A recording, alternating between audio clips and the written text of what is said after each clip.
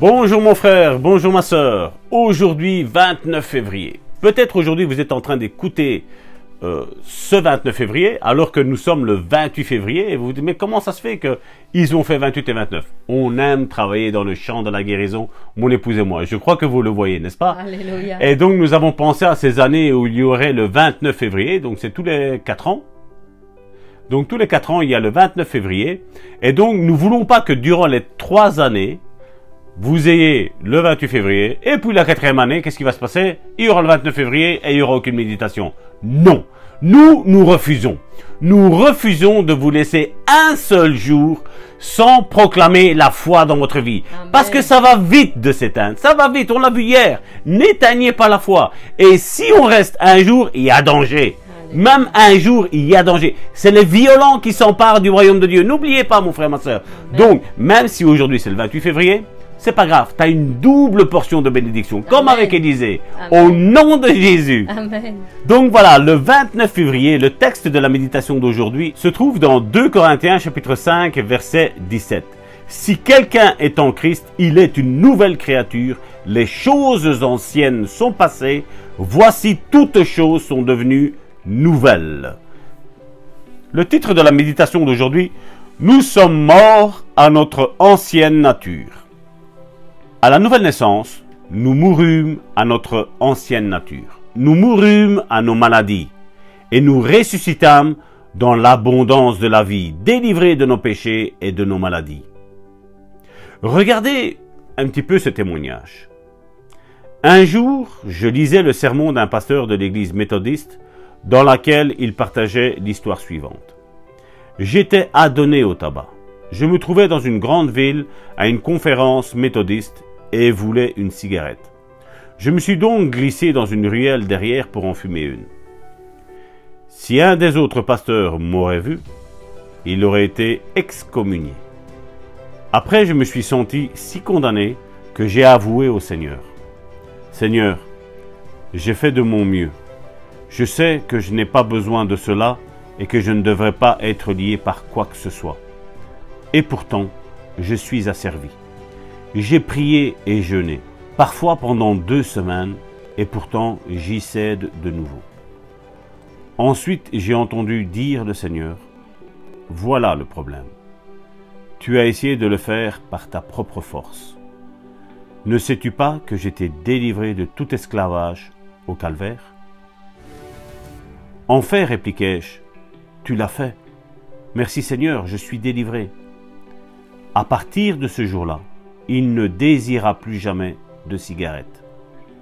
Il accepta la délivrance du Seigneur et fut délivré. Dans le domaine de la guérison, beaucoup de gens se démènent pour être guéris.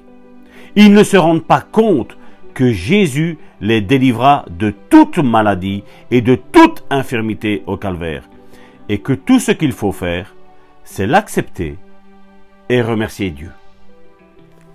Et certains vont me dire, mais Salvatore, c'est si facile? Ben oui, c'est si facile. Et il est vrai, je ne dis pas le contraire, que certaines fois, je peux, malgré que je suis guéri de mon dos, je peux ressentir des symptômes. Mais qu'est-ce que je dois faire, mon frère, ma soeur? Je dois lutter contre ça. C'était un point faible de mon passé. C'était une conséquence de ma vie passée.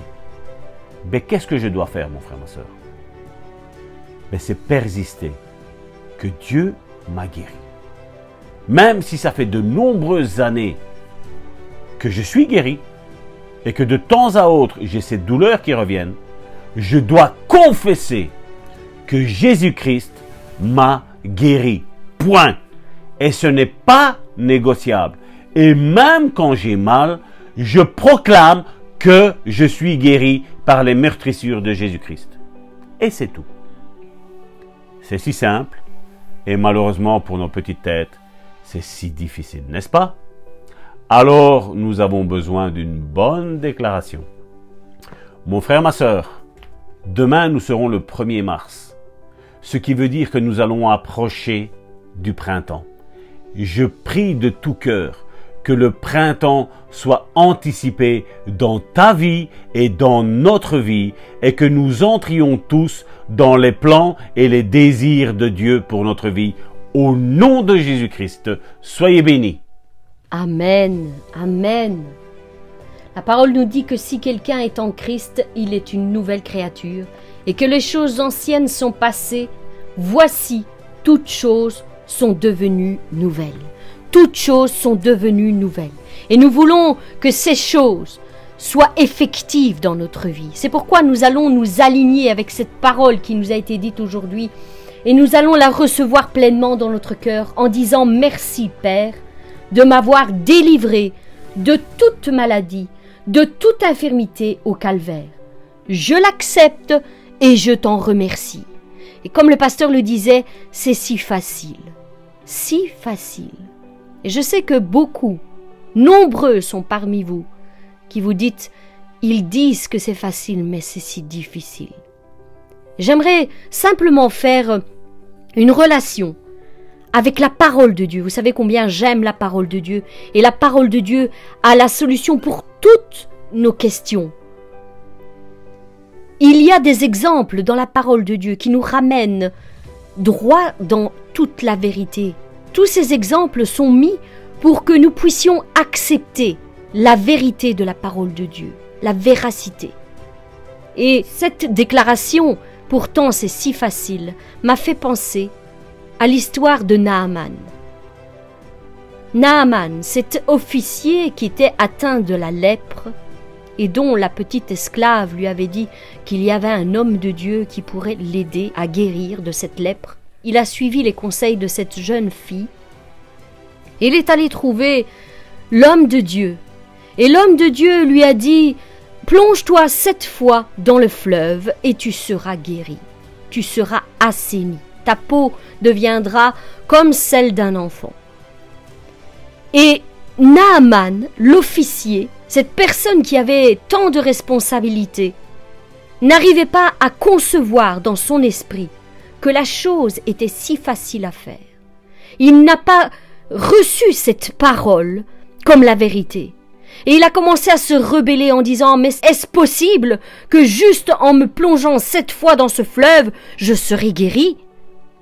Et il a fallu que ses serviteurs eux-mêmes, ceux qui étaient sous ses ordres, le fassent revenir à la raison en lui disant « Mais si l'homme de Dieu t'avait dit de faire des choses plus difficiles, tu les aurais faites ?» Et l'officier a répondu « Oui, bien sûr », parce qu'il s'attendait à quelque chose de très difficile à faire pour obtenir un miracle, un tel miracle, être guéri d'une lèpre. Et quand ses serviteurs lui ont annoncé cette vérité, il est revenu à la raison et il a dit « Ok, je vais le faire ». Il a été et il s'est plongé 7 fois dans le fleuve, dans le Jourdain. Et au bout de 7 fois, sa peau était totalement guérie. Cette lèpre s'était dissoute dans l'eau du Jourdain, dans l'eau du fleuve. Tout avait disparu comme l'homme de Dieu l'avait annoncé. C'était si facile à faire, juste se plonger 7 fois dans l'eau du fleuve.